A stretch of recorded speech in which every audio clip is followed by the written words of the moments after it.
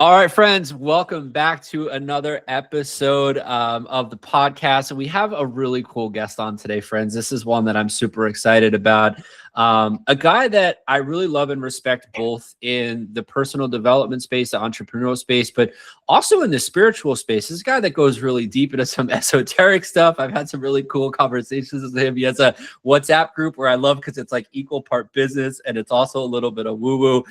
So without further ado, Josh Church, man, thanks so much, dude. Thanks for taking the time to jump on. I really appreciate you. It is always a pleasure every time I get a chance to drop in with you, John. Happy to be here. Heck yeah, man. So I start every podcast off with asking people a really simple question. What's the biggest challenge that you'd say you've overcome? Great question. There's been many challenges, but the biggest one that comes to mind right now is probably what started me on my healing journey, which was the challenge of having a health crisis at age 19, before I was even 20 years old. And I'll paint the picture for you. So I had I went in for a routine surgery. I had appendicitis, and so an appendectomy is like one of the most routine procedures that they do all the time. However, the doctor unfortunately nicked an artery during that surgery, so there was a complication. And so I was left bleeding internally, and I had to spend a week in the hospital. I had to have multiple blood transfusions, and really for the first time, like I was pretty close to death during that situation, and I could feel it in a weird way. And after that, I flew home. This is my freshman year of college. I flew home and I contracted pneumonia because I was in hospital, bedridden. And I had pneumonia, I had the appendicitis, and I was living in chronic pain already to add the cherry on top. So I had chronic back pain from some injuries. I had 2 other major surgeries before that, and all of this was coming to a head. And so that really is and was my, I would say, rock bottom moment. 19 years old, one night in particular, that I woke up with a coughing fit and went to literally crawled myself to the toilet because I had to throw up. And I write about this in my book, Cosmic Breadcrumbs, and it's actually right in the first chapter. But it was the first time where I actually questioned and considered, like, is this life worth living? Like, I'm in so much pain. I looked at myself in the mirror and I saw all these scars running through, frail. Like, I just looked at my frail, naked body. I didn't even recognize myself. And I was just, pain was my only and constant companion. And I thought, well, I guess this is it. Like, my body's damaged and dinged up and cut up, and like, it can't get better. I guess this is it. And if this is it, is this worth continuing? And it was a real sobering moment for me. And thankfully, I got the sign that I needed, and I decided to follow the breadcrumb, if you will. And I went to yoga class not too long after, when I was able to finally start to break a sweat again. And yoga was the first time that I started to feel my body start to shift, and I started to regain some flexibility. And then that led to the next thing. It led to more mindfulness and this understanding of meditation and what mindfulness really means, and then breath work and cold water immersion, all these other things. So that really started me on this healing journey. But to answer your question, that was the biggest challenge I've had to overcome, was to be in a place where I felt utterly broken and felt like there was no way out, and that it was a terminal diagnosis, and that I would never be able to, run or play sports or do the things that I loved or wanted to do. And it just felt like such an insurmountable challenge to think about, how do I change my physical body? Like, there's no way I can actually overcome this. So there's the answer. And that's so wild. Friends, I'm hearing this story as in depth as you just heard it for the very first time. Josh and I have connected over cold exposure. We've connected over entrepreneurship. He ran a company called Edge Theory Labs, which was the biggest name in cold plunging back when cold plunging was just becoming a thing. But damn, I've never actually heard that version of the story. I knew you struggled with your health when you were a kid, and it's really interesting because when I got fired from my job 10 years ago, it was yoga that saved me. I started going to yoga classes before I got fired, but then it took on this whole new dimension and meaning after I just had a time to step away from my job, and I started meditation, breath work, and gained more and more clarity. And then that was the stepping stone for okay, I want to get as good at this as I possibly can. And then I want to share it with people, which I think for a lot of us in the self-development world, the entrepreneur world, that is kind of the order of operations, right? So it's like, passion is the name of the podcast, passion first. And then it's like purpose. You kind of find your way into like, how do you integrate this into your life and how do you maybe deliver it to somebody? And then the profit part is the last part. So I'd love to jump into Edge if you're down. So I think that's probably the second biggest challenge. Maybe I'm jumping ahead of myself, but from an entrepreneur standpoint, how did maybe some of the lessons that you learned apply, and what was that journey kind of like with Edge? Because you guys scaled that thing super huge, and then I know it didn't quite turn out the way that you wanted it, but yeah, definitely. My path and process led me to exactly that. And it's funny that, the name of your podcast, passion, what is passion, purpose, profit, right? Yeah. It's my book that I just published, Cosmic Breadcrumbs. The subtitle is Building a Profitable Partnership with the Universe, and it mirrors, my story mirrors exactly that, which is like, it was almost like, and I think this is the precursor to purpose for a lot of people as well, but is like necessity of like, you reach a point where like, passion doesn't always mean something you love. It could be just digging yourself out of like exactly the darkness, and through that passion, you discover a purpose of like, oh, I have to share this with other people. And from there, there's profit to be made and to be shared within that, whether that's financial profit or otherwise. And so that for me, for sure, was my journey with that. And so as I kind of got on this healing path, I was like, I have to learn, I have to share this with other people. It's changed my life entirely. And that led towards the idea of building an ice bath and selling an ice bath, because this was before cold tubs were all over the place. And so my cousin and I partnered together, and we built this little prototype tub, and we kept making it better and better. And I saw this kind of wave coming. This was back in 2019, 2020. So I saw this kind of wave coming, and we launched the ice bath, and we built it to $20 million in revenue within 2.5 years, like rocket shipped it super fast. We were working with all the, the top names. I'm sure that they're out there. I'm sure you saw from this weekend, but both Austin Matthews and Jack Hughes from the U.S. Men's hockey team. I know, yeah, it's huge. Epic game.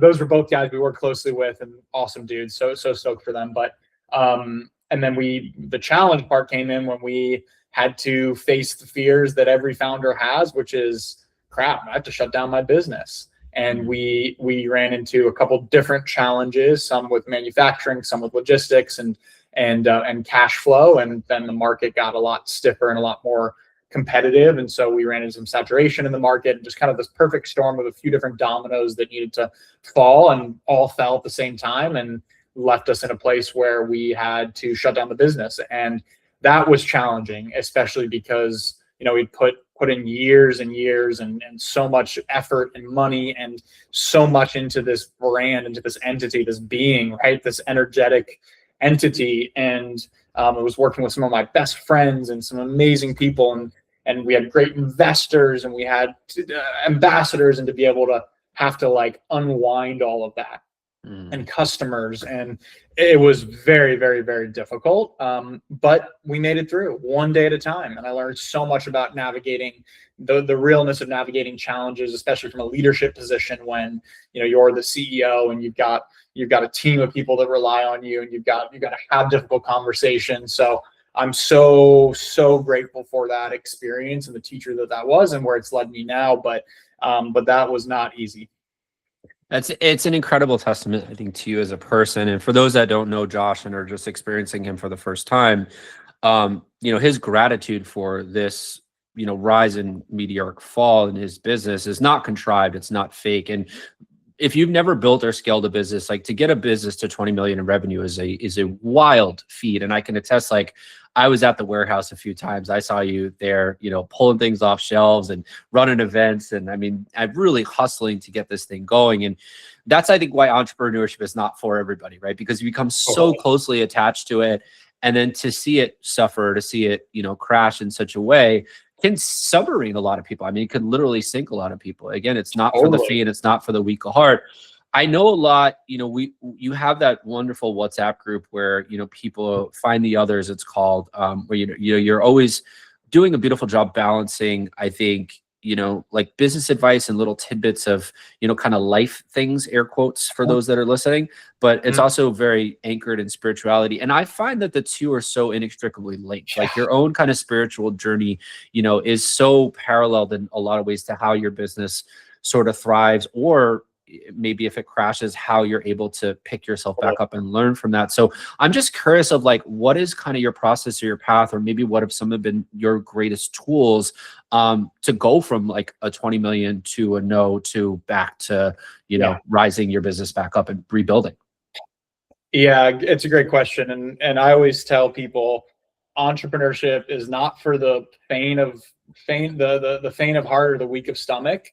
And it is the greatest course in personal development you will ever take, because like everything, it's a mirror, right? Like I truly believe that. Like I believe this principle that like everything external is just a mirror for our own internal growth and journey and healing process, and why we came here to experience, and why there's all this variety. And running a business puts you into a vulnerable position where it's going to poke you, and it's going to hold up all these different mirrors around your worth, around your identity, around scarcity, around abundance, around interactions with people, around perception, around how dealing with shitty situations or customers cursing you out, or it's going to throw everything at you. And just when you think you've seen it all, it's going to throw something new your way. And so it puts you in this position, in a very public, very forward-facing position of vulnerability, where you've got to either like take it all as growth and as mirrors for your inner game. And when you do, and some of the founders that I work with now, even, and some of the founders I've connected with, or talking billion-dollar founders, the ones who master it are the ones that are playing this inner game. So I see it all the way up. And so for me, I've just been super committed to that inner game, and just I have so much evidence to support that when I focus on myself and the inner game, and it's about my response or my reaction to these things on the micro daily moment, then that's how I grow and expand. And that's where the juice is. And that's why I started it to begin with. And so then when we take this macro event of like, oh, we actually have to unwind the whole thing, and we have to shut down the whole thing, and we have to have all these conversations. How are you going to call up, an A-list celebrity or athlete and tell them, hey, sorry, we lost the money you invested? Or even worse, one of your best friends who put money in, right? How are you going to call them, have that conversation? How are you going to tell your customers, hey, so sorry, you just spent a lot of money on this. We're no longer going to be there to support you on this. How are you going to tell your best friend who's your head of sales, hey, sorry, man, we have to let you go? Like all of these things, like, woo, that's a lot of things to deal with. But every single one of those is a moment, is a teacher, is an initiation. And there's a line that's coming to me right now, which is, if they annoy you, they are your teacher.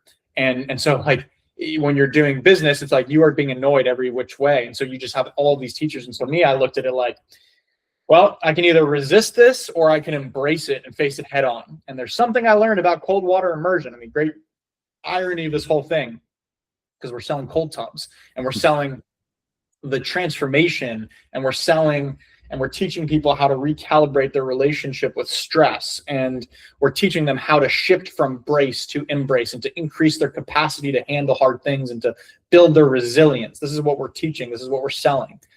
Now I've got a moment. I got a moment to put up or shut up, right? Like now it's like the irony of it all, of like, great, hey, things don't go the way you plan always in life. Hey, life will throw you curveballs, and everyone will get challenged. Now I get this massive challenge. Great. How am I going to embrace this? How am I going to show up through this? And so I use it as really just as a mirror and opportunity. And I wrote every single day throughout it, because I knew someday I will tell the story. And I love we're having this conversation, because now I have told this story in this book, Cosmic Breadcrumbs, that I'm holding up right now. Is the first part is all around my personal healing journey that led me to these kind of breakthroughs and takeaways. And then the second part is the full rise and fall, where I share some deeply intimate and vulnerable experiences and stories in there that are real and raw. And so, because I also feel like it's not talked enough about some of these challenges that all people face, and all business owners specifically. So that's what I have to say about that. I love that so much. I mean, that was the impetus, honestly, for creating this podcast. Was it's a balancing act between, wanting to take that passion that you have, right, and then grow it into something where it has a purpose, it has a mechanism of help and, delivering some value to the world. And then you have to compartmentalize the third part, which is the profit, which I think, especially in the health and wellness space, like I see a lot of coaches, teachers, leaders who they struggle with that part. They struggle how to find that reciprocation, with the universe. And I love what you said about, even the billionaire founders are so aware of that inner game or that inner work. And I think there's many paths up the mountain. We've touched on a couple of them. Breath work is something you and I are both huge into. And cold exposure has been a game changer for me and so many people I work with and their mental health. And, it's not a one size sort of fits all equation. I have thought a lot about over the years, I've had retreats that haven't sold. I've had clients that didn't work out. I've had, situations where I invested a lot into a studio or something and I just didn't feel like I got the reciprocation back.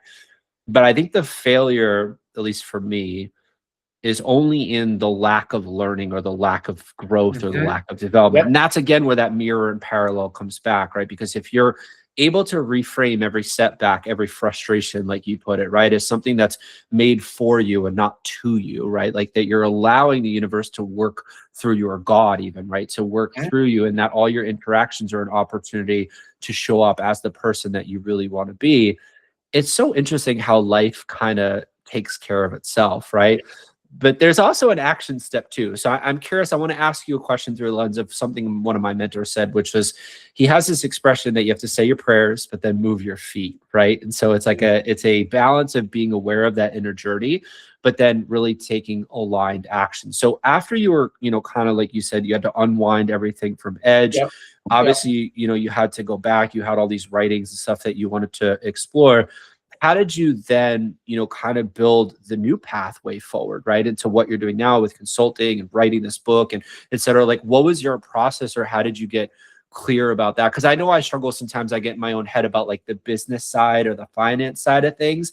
And that's always when things stagnate, because then I'm not really taking aligned, purposeful action. I'm always just too stuck in the out here, the thinking and the doing stuff. So I'm just curious, like, how you kind of navigated that journey of coming back to self and then moving your feet to take more aligned purpose moving forward.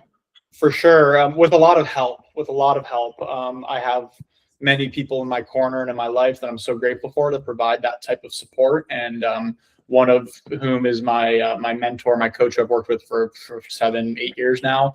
Giorgio Genis is his name. A fantastic guy. Very grateful to have him in my corner. And so having the right support, the right coaches, the right mentors, the right people the right friends to really help me with that. Family, so blessed for my family to support me through that whole process too. Was everything.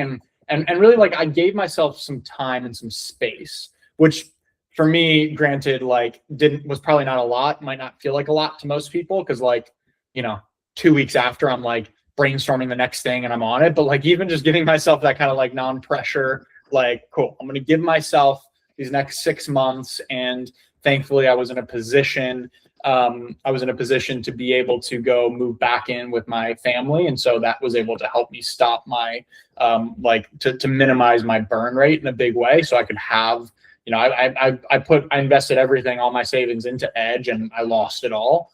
And I don't like to say I lost it all, because I really invested it, and the return. Yeah, you invested it. It was an MBA of sorts. I would have paid way more for an MBA and gotten way less in return. Yeah. So that's why I look at it. But I was able to give myself some time in like 6 months to be like, I don't have to worry right now about income, so I can just like be present through this process, and I can explore things that feel good. And naturally that led to getting connected with someone who I'm still working with now as a client, and then a couple other people. So I think just, but it took time. Like, it's taken up till now, I would say over a year and a half to feel like I'm finally back to momentum building. I think that's important too, because it wasn't just like, okay, cool, we went through that, now the next thing's right here and we go move on right away. Like, it's taken some time, and it's been a challenging process for sure. It's been challenging. And there's been times where I'm like, crap, like, we had it, we were close. And it's easy to think about what if and to regret, or it's easy to think about like, what am I doing? Should I start another business? Should I do this? What should I do? Like, it happens, and it happens to all of us, and it happens to me for sure. And so it's taken some time, but I'm just a big proponent of, like you said, keeping those 2 feet in motion and just one step at a time, and like focus on what feels good, take the next indicated step. And for me, the profit or the income has always been a lagging indicator. It's always been the lagging indicator. It's always the thing that kind of catches up after I'm focused fully on the pursuit of where can I be of service? Where can I leverage the thing that I'm good at and provide my unique touch to, and what lights me up right now? And when I focus on those couple things, then the profit follows. I love that so much. There has been a few running themes through all the entrepreneurs that I've been able to interview through this podcast, but the first one that you said, I think, is super important. I think personally, one of my mistakes as an entrepreneur has been really trying to go it alone. You know, it's trying to say like, I can run my website, I can do my social media, I can do all my own marketing. Nobody knows better than I do, right? Not in like an arrogant kind of way of just like honestly a lot of necessity, because you don't always have the revenue or you don't always have the bandwidth, you know, to welcome that in. But I think if you're listening to this and you're new or newish, or maybe you're resetting after kind of a step back from entrepreneurship, that, you know, advocating and asking for help is so important. And I think the power in the pause too. I think, you know, sometimes I get kind of caught up. I'll watch like some Tony Robbins or some Alex Hormozi, and I'll start to get really amped on the idea that like every waking hour needs to be productive to towards some kind of end goal. But it was really interesting, you know, Hormozi was actually on with Tony Robbins recently. I don't know if you caught this podcast. Yeah, I know what you're talking about. Yeah. Yeah, but the most telling part, touching part to me was it actually became a coaching session where Tony Robbins, and I know you know and like these guys. That's part why I wanted to bring this up. But you know, Hormozi ended up getting coaching from Tony Robbins throughout a lot of the episode. It actually really just turned into a coaching session. And you could see that despite all of his monetary success and worldly success, like Hormozi was like struggling. Like he didn't really seem like he was fulfilled or happy. And he told this story where, you know, he essentially donated $2 million to help build these schools in a third world country.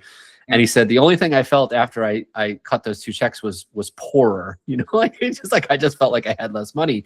And, you know, Tony talked about his lack of, you know, passion, his lack of like connection to actually making this donation. But, you know, I think it's really interesting in a culture where we have celebrated a constant doing and constant pushing and a constant going, that again, another theme that I sense with a lot of entrepreneurs is the pause, the separation from our phones, the meditation, or however you meditate, going for a walk, painting a picture, going surfing, playing pickleball, whatever it is. Like the time to be able to step away, to be in silence and even be in play, is where the parts of our brain kind of light up, where the intuitive centers start to come online, to where the best ideas, I think, are at least seeded and originate from. So I love that you mentioned that about the pause. And do you feel like maybe with Ed, you kind of overdid it with too much going and not enough sort of being and resting and pausing? Is that kind of Yeah, for sure. I mean, especially by the end, because we were just trying to get through every single day at a time, and it was just a ton to wrap that thing up. I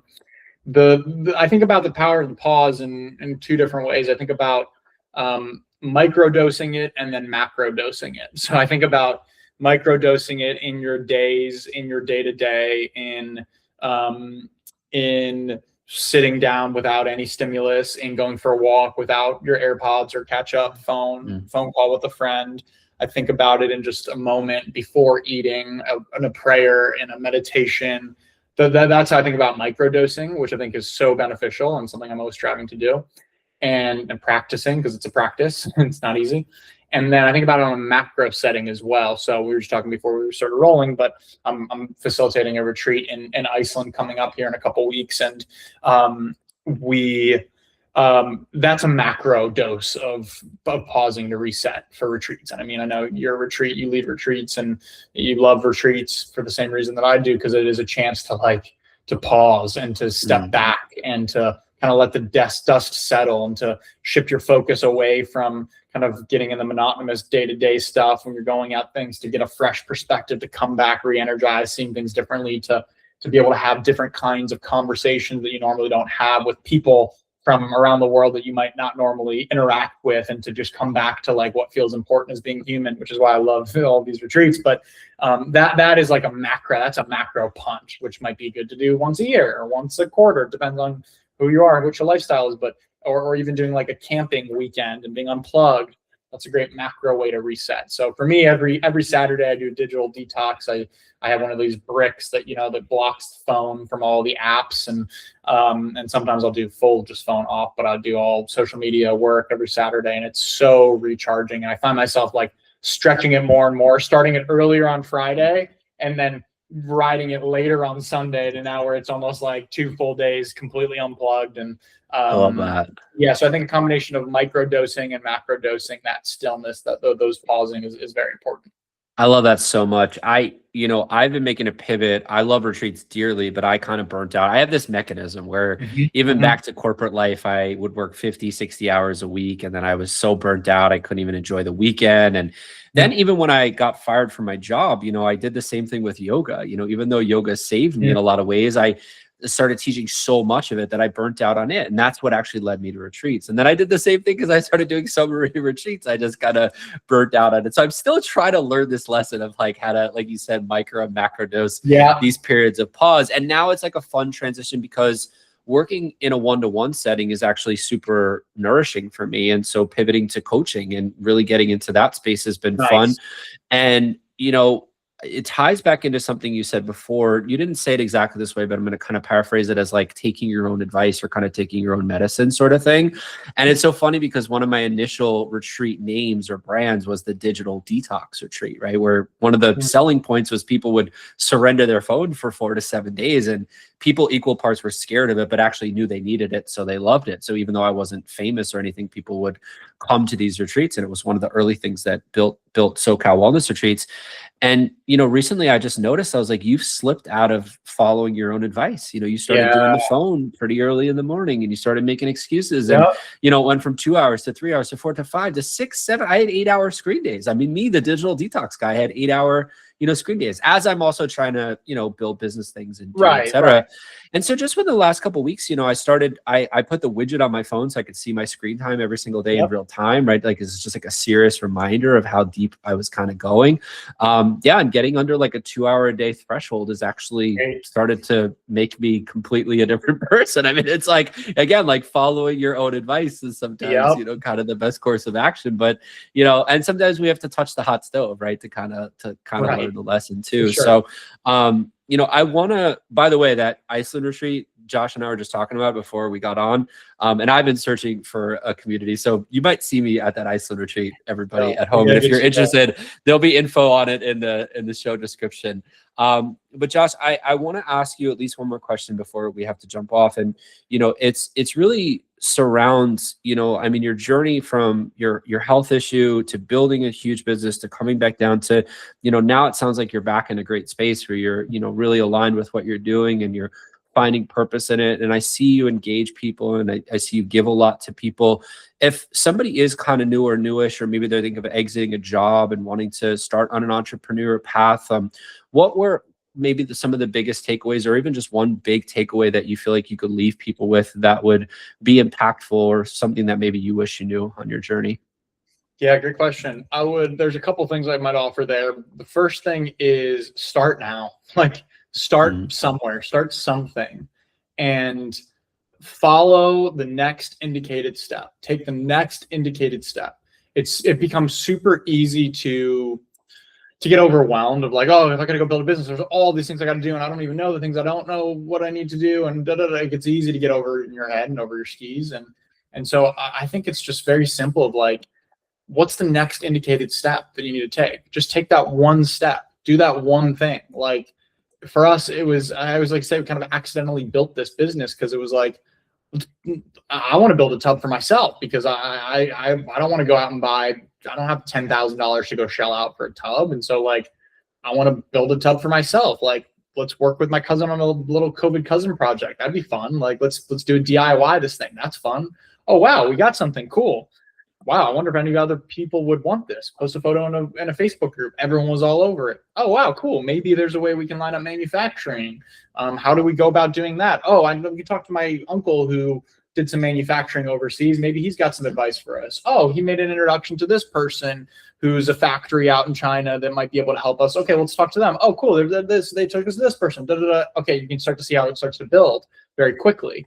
And so don't underestimate the power of your next indicated step. And don't get too lost in the sauce about what else you have to do or thinking too far ahead, because that kills the momentum of just what energizes you right now and what's the next step you can take towards making that one step further, and wherever that goes, and create for the sake, without attachment to outcome, for the sake of creation, like create for the sake of experimentation, because that's what we came here to do.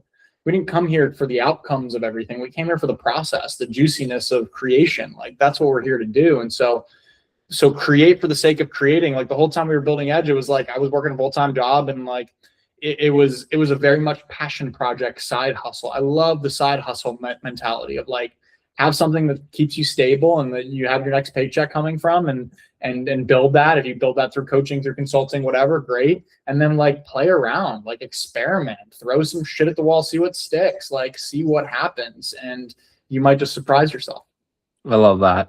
It doesn't have to be a scorched earth kind of situation. Yeah. I think that's really important. Like people, I think sometimes either think it has to be catastrophic, or you have to like have a completely clean slate. Like you said, you're working a full-time job and you just followed your passion. You know, that word passion, I swear to God, it's been coming up so much for me lately. And I just literally got off a coaching call with a lady before this who's building a retreat. And we were trying to figure out who it was for and whatever. And I just literally, like, a couple times during the call, I said, look, just close your eyes, think about both options. You know, I'd kind of walk through the process. I'm like, which one excites you more? Yeah. And she's like, oh, this one, clearly. I'm like, well, then just go with that one. You know what I mean? Sure. Like, just follow that. You know what I mean? And like, then you'll know what, like you said, that's the next indicated step. And then you'll know kind of where to go from there. So I would love to hear, what are some ways that people can connect with you, work with you now? What are you passionate about building and doing now that people can maybe come find out about you and maybe learn from you or support you, et cetera? Yeah, definitely. I would say keeping in touch on Instagram is the best way. That's where the platform I'm active on. You'll put in the show notes, but Joshua Dean Church. Purchasing my book. I've also got it on. I've got the hardcover, the paperback, and now that's the fourth plug. Everybody, this guy came prepared, man. He really knew what he was doing. Love it. It's on Audible as well. So if you want to hear my soothing voice guide you through the story, go for it. Probably get sick of it. I'll probably listen to that while I'm flying to Iceland. That's probably there we go. Now we're talking. Yeah, there's a great chapter. I will tell you, there's a great chapter on Iceland in that first journey there, and you might want to just read that, and then you will book instantly to go to Iceland. I'm down. So my book, and then right now I'm doing some consulting with a couple different founders. I'm pretty tapped out on that presently, but so I work with a few different founders that are running decent sized businesses, and I help them operate better as founders, as humans, and as business owners. I help their businesses operate better. I bring in some AI tools as well. So I've been really enjoying that process with this wave of AI that's now here. And so that's kind of some stuff I'm passionate about right now, is just helping people, specifically founders and leaders, operate better, because there's an inherent ripple effect that happens when I'm able to help one leader who runs a 400 person, 500 person organization. If I can help that person and they become a better human, better leader, then the ripple effect of that's massive. So that's what has been exciting me these days. And your MBA from Edge Theory Labs, I'm sure, is what's Edge Theory Labs. Yep. That's what's informing your ability to work with these guys, I bet. Absolutely. And funny enough, but one of the guys who I work with very closely with, and I'm maybe working on like a separate business venture with, he said he doesn't partner with anybody who hasn't gone through a failure in business. He's like, it's a rule of thumb I have. Like, if they haven't actually failed, then I don't partner with them. I'm like, I get it. Being through on the other side, I'm like, I get how that can be a very important credential and experience. Yeah, I mean, it's like why I lead with it, because I think it's so important. If you're going to succeed in life, you need, like, I struggled with this for a long time. Like, do you need the pain to have the pleasure? Do you need the yin to have the yang? And the older I get, the more I think you do. But I think you also either you get it involuntarily or you choose it on your own terms, right? It's like somebody who works out, who jumps in a cold plunge, who chooses to sit in meditation rather than going right to their phone. Like, these are all little micro decisions towards something that maybe in the moment you're not really craving or don't want, but it's those little self-disciplines and those little challenging things that then build a spaciousness and starts to build the comforts of life and make life so much rewarding. And if you put a gun to my head now, I'd say to you, have to have one to have the other. You can't just live in constant, everything's easy. I know. And I think that's part of the beauty of this human planet Earth school existence that we get to have is that we get to taste it all, and we get to touch it all and experience the contrast of it all, and we get to feel the feeling and the fullness of the quality of the feeling of joy just as much as we get to feel sadness or sorrow or grief. There's when we don't resist it or block it, but we allow it and we can embrace it and we can allow that fullness of that feeling, that emotion to move through. It's beautiful. There's beautiful qualities, and it brings something every single time. And grief and sadness brings something that joy doesn't, right? And same thing with joy, brings something that grief doesn't. And so I'm with you, and I'm practicing, and I've really stopped looking so much of things of all right, well, the things on this side of the spectrum are good, things on this side of the spectrum are bad, but it's just everything is, and everything is perfect as it is and is beautiful and the fullness of its expression. And how fully can I feel this? And then how quickly can I let it go and allow it to move and move through it? And that has brought just so much to me. Yeah, I think it's probably your greatest superpower in just the time that I've known you is the reframe. It's the ability to, just see things. It's like a very Buddhist, kind of construct of dissolving the idea of good and bad. It's that things just are, right? It's like a very neutral stance on everything, with the knowing that if you have a clear vision of who you're becoming, right? And you're making those little micro investments each day to act as it, to be as it, right? To constantly come back to it, no matter what's going on in the exterior. It's almost like you can't fail. You can't go wrong. Exactly. Totally. But it takes that work to really get safe and secure and grounded in who you are and who you want to be. And then the decisions about business and finance are informed from that place, rather than, I think many of us, and I've struggled with this, you do the reverse, which is you try to figure out how you're going to build it out here, so then it'll create the emotion that you want to feel inside. And, many of the great spiritual and quantum teachers teach us, it's no, you have to cultivate it as your default. That's and then right. The environment will reflect it back. That's right. When we can desire something but not need it, that's when it tracks like that. And that's why the last word of the podcast is profit, because you can have all of it. You can be aligned, and you can be spiritual, and you can also build great abundance. And if you have a clear vision of what you want to do with that, then it's already on its way to you. It is. And I like to think, and for wrap here, I think about someone like you who has you have all of these experiences, all of this knowledge, all of this, these assets that you have. And the profit piece is just translating that into financial abundance, right? You have it all, you have the assets. It's just about now translating that in a way that allows you to receive money in that form. And so I was thinking about that, and that makes me always feel better, because coming out the other side of Edge, now it's my bank account is wiped out. I'm back to ground zero kind of thing. And I got to rebuild now. And it's oh, wow, I got this whole thing ahead of me. It's well, but I don't really, because I have all this experience that now I have, and I can translate that. And so I can be profitable through that process. So it really is inside out. I love that so much. Yeah. I think a little experiment that'll be fun to run, and this will be a reason for folks to keep up with us on social media and stuff, is I want to manifest doing this Iceland trip, and I want to make sure that over the next couple weeks that the decisions that I make and everything that I do reflect back being the person who's already going on it. So the abundance that I need, everything that's going to be arriving to me in the next 2 weeks is going to create the circumstance where it's possible. So stay tuned, friends, because that'll be a fun chapter to see if it unfolds. Real life experimentation.